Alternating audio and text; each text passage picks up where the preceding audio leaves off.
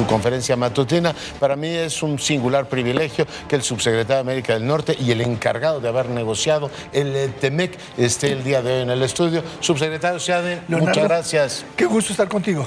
¿Por qué es un día tan importante para el país? ¿Por qué es tan importante el TEMEC, subsecretario? Bueno, pues más del 80% de nuestra relación económica es con Estados Unidos, lo cual debe corregirse, tenemos que diversificarnos, pero esa es la realidad. Llevamos 25 años con un tratado que ha tenido resultados un poco mixtos. Yo creo que en el campo tuvo resultados no siempre buenos, pero nos ayudó a industrializarnos, ha sido la base del cambio fundamental de México, de una economía, como yo la llamo, monocultivo, petróleo, hace 25 años, a una economía industrial altamente diversificada, pero que no ha crecido. Entonces, si empieza a extinguirse aquel tratado, o lo amenazaba Trump, el peor del mundo, había dicho Trump. El peor del mundo. Es no mejorar las cosas hacia mejores resultados, sino lo contrario, crear incertidumbre, moverle el tapete totalmente a la empresa mexicana y al pueblo mexicano. Con esto se afianza la continuidad del TLC, ¿no? Del Telecán, ¿sí? No, o sea, del Telecán, se afianza esa continuidad y se le corrige enormemente. ¿Cuáles serían los factores, digamos, que menos o peores resultados dieron el Telecán? He oído, subsecretario, por ejemplo, que pues fue un gran éxito en inversión, un comercio de 1,000 millones diarios, etcétera. Es decir, sí hay elementos importantes, pero por ejemplo no hubo la famosa convergencia en salarios.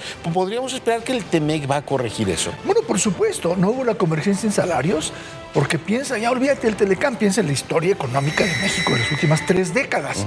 Tenemos los años 70 y 80 de crisis tras crisis. Éramos el país de las crisis económicas. Termina con una inflación endiablada, una enorme inflación. ¿Cómo se corrige, cómo se controla la inflación? Acuérdate el pacto social entre gobierno, empresas y trabajo.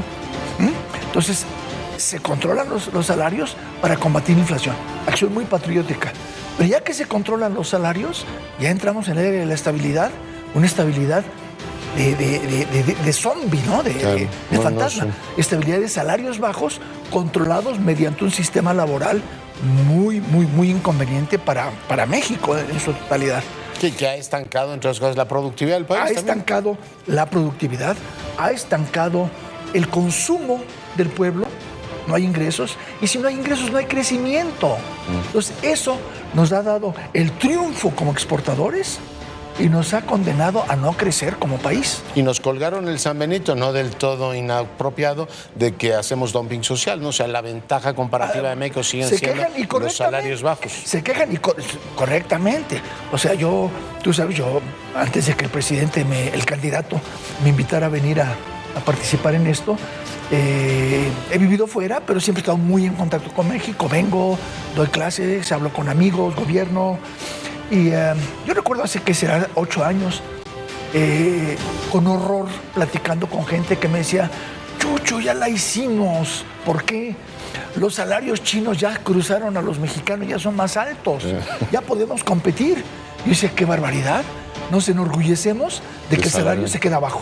Hoy es un factor, o fue un factor de vida. Cuando el candidato, ahora presidente, le pide esta negociación, ¿usted imaginaba que iba a coronarse con éxito? Finalmente ahora lo vemos y bueno, qué bueno que se aprobó por el Senado y ya está en el escritorio de Trump, pero hace 4 o 5 meses nadie, o sea, mucha gente no lo veía tan claro. No, estaba muy complicado, Los demócratas con un rechazo feroz a Trump políticamente, pero también al modelo, ¿no? Las dos cosas.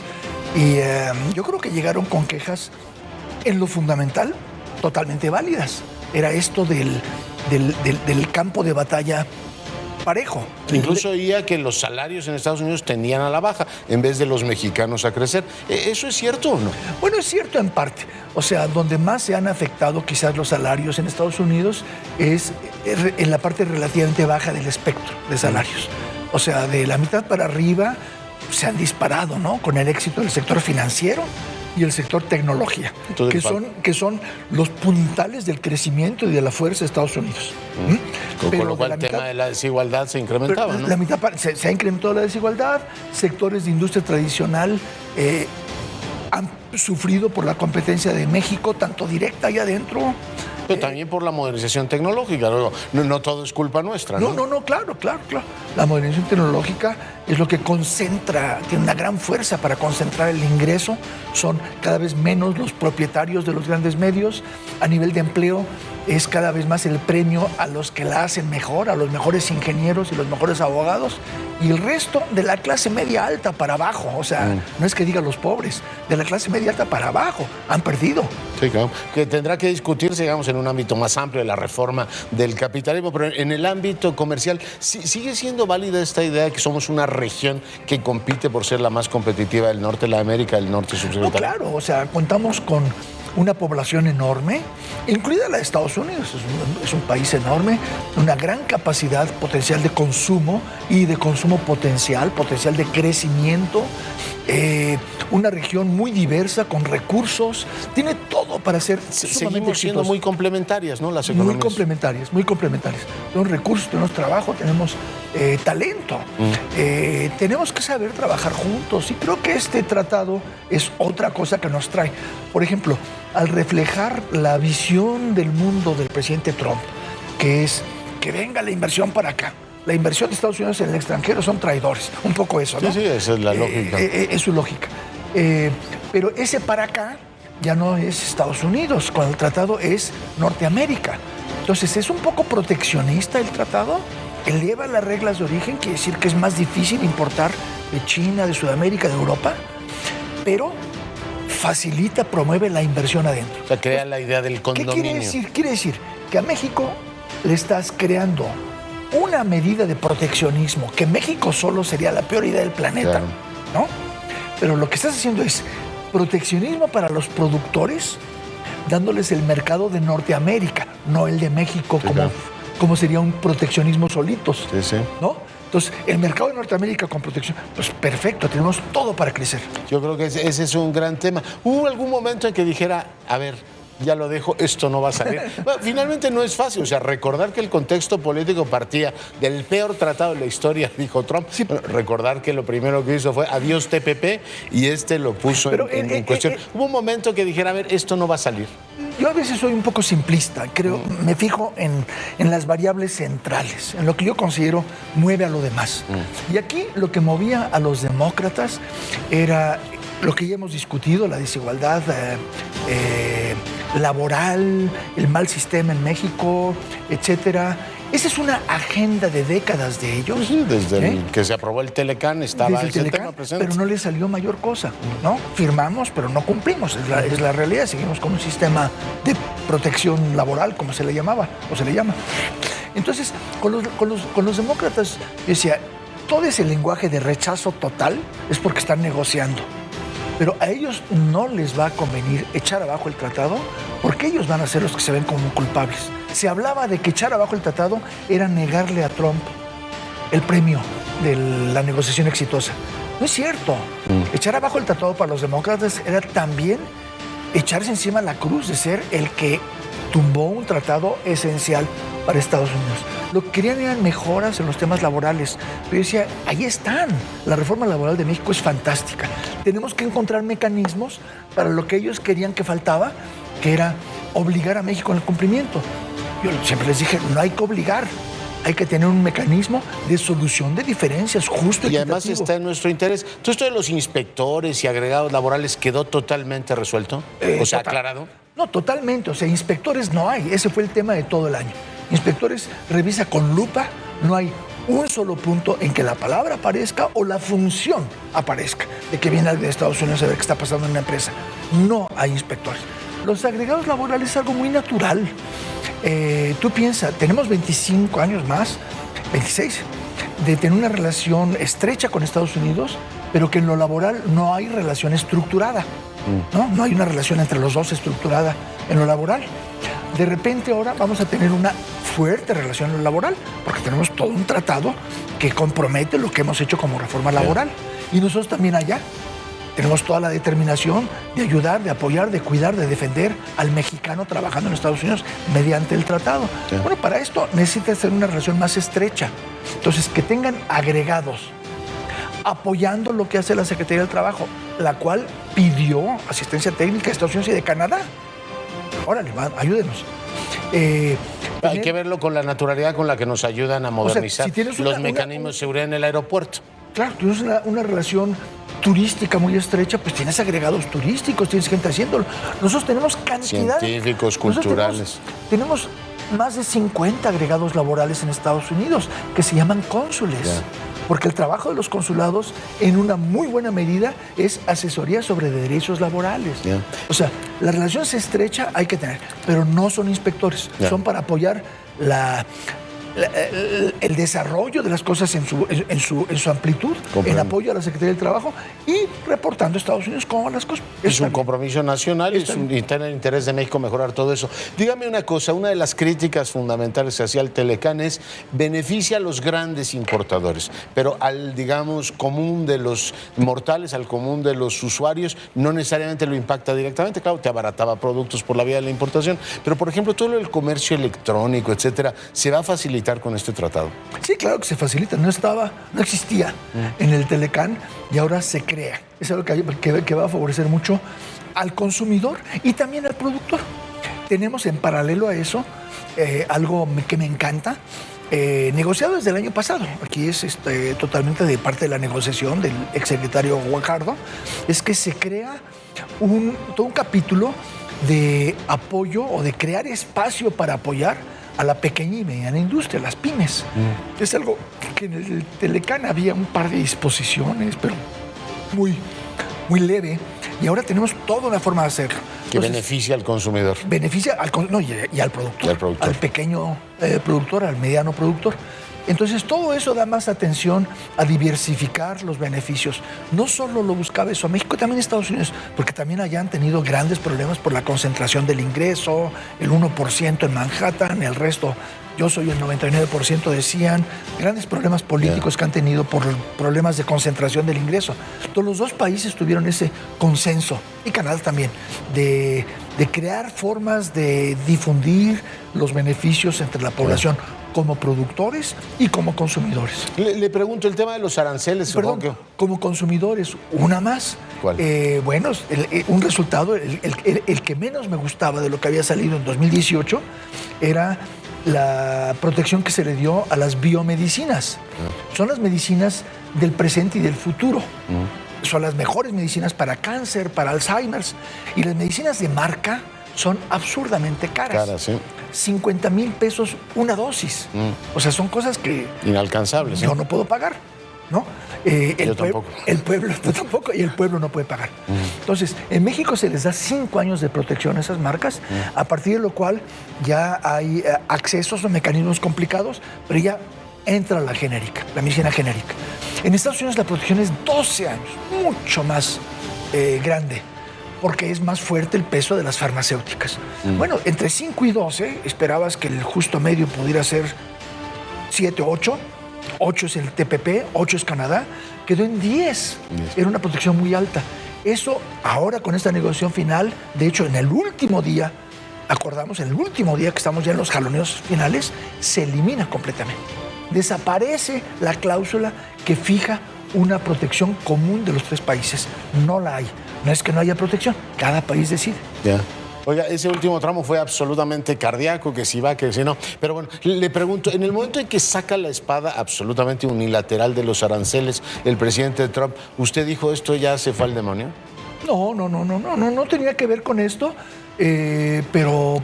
el espíritu de un tratado se rompe cuando alguien unilateralmente te saca aranceles. Y bueno, ¿para qué quiero tratados si usted hace su santa voluntad? Bueno, estaba violando el TLC.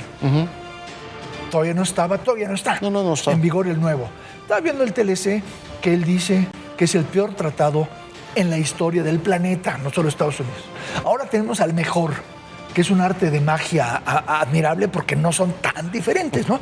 Y ese es el mejor. Pero eso lo va a inhibir de usar aranceles, imagino, ¿no? Es decir, oiga, presidente, si ya tiene el mejor, no tiene por qué recurrir a eso. Un tratado que pasan los dos partidos cada uno por mayoría aplastante, tanto en el Congreso como en el Senado. Entonces ya es algo, y además, y lo más importante, ahora ya tenemos un mecanismo de solución de problemas, solución de diferencias efectivo. Nunca lo hubo en el Telecán. Y esto permíteme que diga un par de cosas porque es el mayor resultado de la negociación.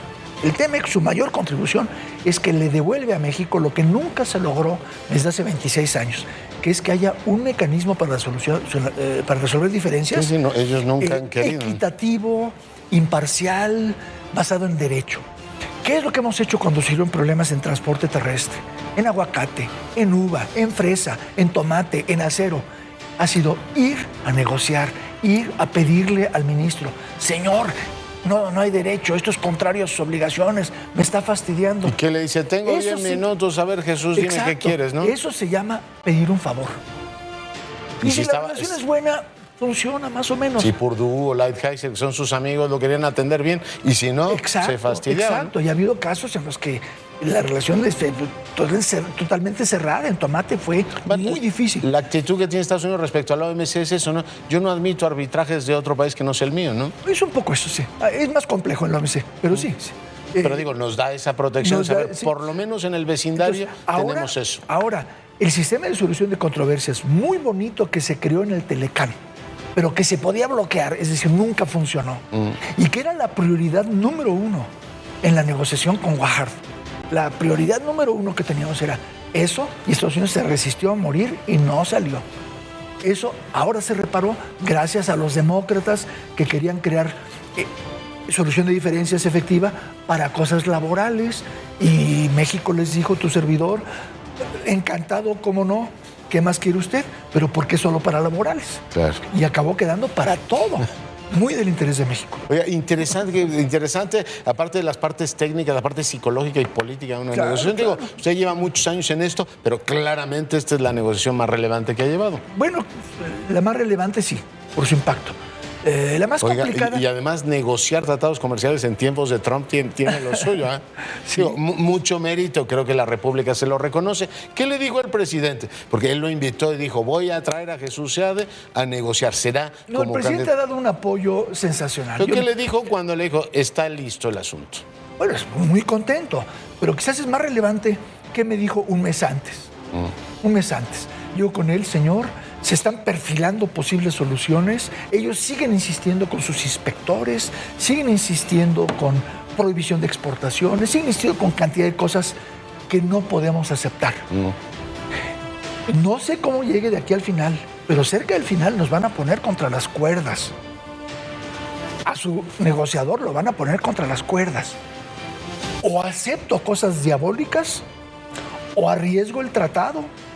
Y no hay tratado este año, y a lo mejor hasta después de las elecciones. Incertidumbre de un año, ¿no? Incertidumbre.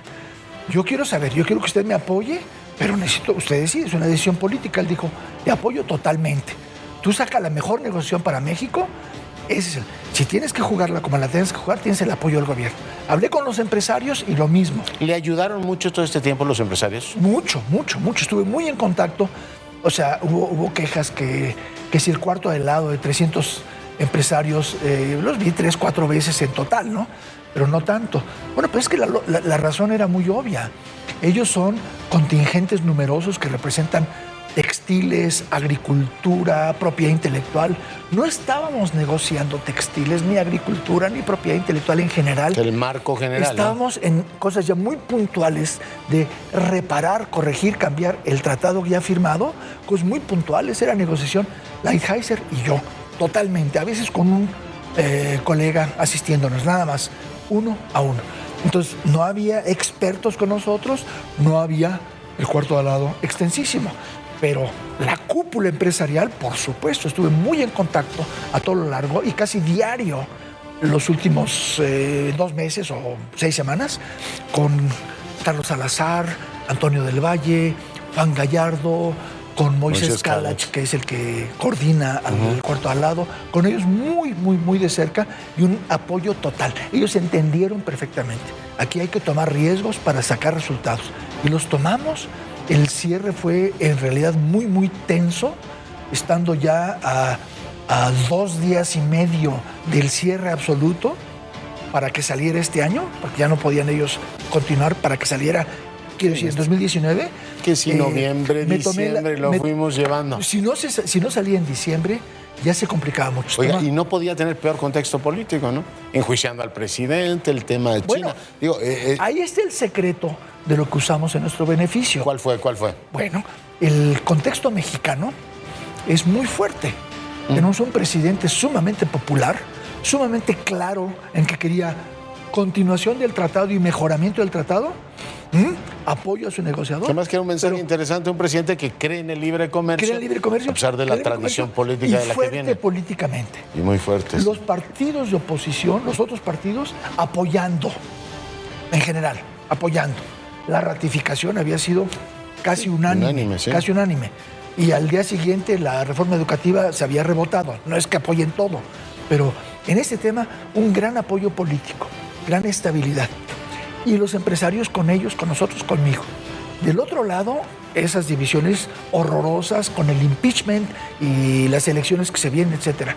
Entonces, ¿quién es el que menos quiere tomar riesgos al final? ¿No? A los 2 días de la fecha límite, en el último día, tú les dices, yo no puedo y no me importa que esto se vaya el año que entra, pero yo no puedo. El otro te dice, bueno, ok. Entonces, y no estoy diciendo que haya abusado ni mucho menos. De esto pero no se abusa. Jugársela, ¿no? Pero todo lo que era exigencias no razonables de su parte, se fue. Se fue. En particular los inspectores, pero cantidad de cosas. Entonces salió muy bien para México. Es decir, no es de caballeros ya presionarte en el último momento. Va al escritorio de Trump y está pendiente de la ratificación canadiense. ¿Le inquieta el tema Canadá? No, en absoluto.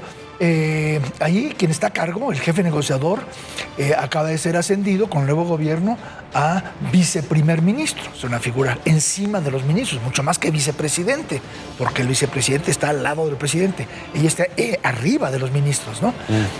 Freeland.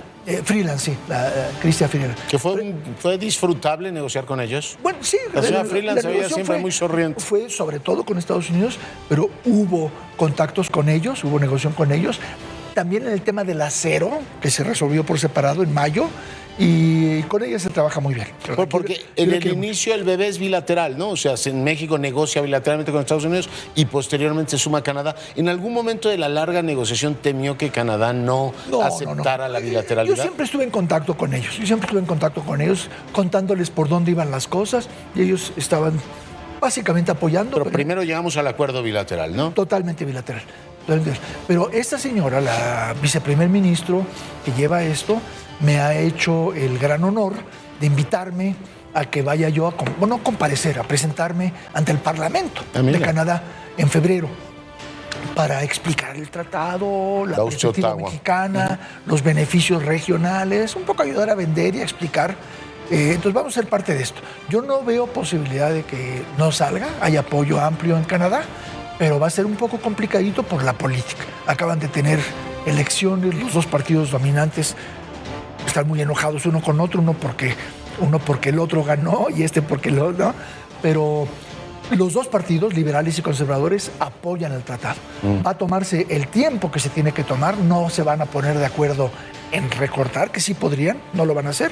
Entonces esto se va hasta fin de marzo. ¿Y abre, digamos, nuevas perspectivas TEMEC para que hagamos más cosas con los canadienses, subsecretario? Sin duda, estamos trabajando mucho para el gusto de muchos, una relación que todavía podía crecer más. Es una relación muy importante. Políticamente, Canadá, como les he dicho yo a ellos, y a veces sorprende, pero lo aceptan, aún si estuviera en el poder el otro partido, el conservador, su fibra política es mucho más parecida a la mexicana. O sea, es un país con una concepción del capitalismo, con mucho mayor conciencia social, participación del gobierno. Y además tenemos ambos el mismo vecino, ¿no? Y además tenemos el mismo vecino difícil, sí. Entonces sí tenemos mucho para crecer en aspectos de todo tipo. Incluyendo laborales. Ellos tienen una demanda laboral gigantesca. Al año tienen que tener 350,000 nuevos trabajadores para crecer con lo que pueden, por los recursos. También por ahí somos complementarios con ellos, somos complementarios, sí. Oye. Y por supuesto en el terreno del Entonces, no espera que en el corto plazo apruebe el Parlamento canadiense, pero ¿cómo se imagina el año? O sea, ¿cuándo van los presidentes a firmar el tratado? ¿Cómo, digamos, protocolariamente, cómo se va a Ya no hay firme de los presidentes, habremos de pensar si se crea alguna forma. No va a haber como el espíritu de Houston. Alguna cosa vistosa para que se celebre, se marque la verdadera finalización del tratado. Vamos a pensarlo. Pero formalmente lo que hay que hacer es, primero, Canadá tiene que ratificar y, como ya expliqué, se va hasta fines de marzo, incluso principios de abril.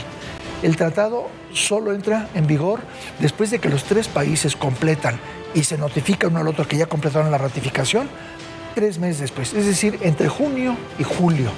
De aquí entonces hay cantidad de cosas que hacer de tipo trilateral. Por ejemplo, tenemos los paneles que tanto he celebrado. Los paneles funcionan de que se produce una lista de panelistas de cada país, se tienen que aceptar, se tienen que consensuar, y ya que están las listas de panelistas, de ahí se sacan los panelistas en cualquier disputa. Bueno, hay que nombrar los panelistas.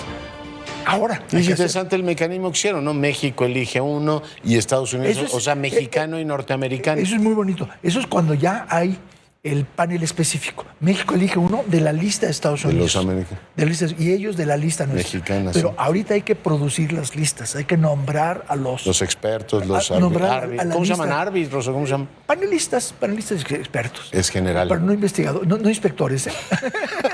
Esa quedó borrada. Subsecretario, pues lo felicito, ha hecho usted un trabajo que le da enorme certidumbre a la economía mexicana, y le agradezco mucho que haya amanecido con nosotros. El subsecretario, sea de Subsecretaría de América del Norte, esta mañana platicando con usted. Vamos a Palacio Nacional. ¿Cuál puede ser una metodología de intervención y la reconstrucción del tejido social con los jóvenes? ¿Cuáles fueron los resultados?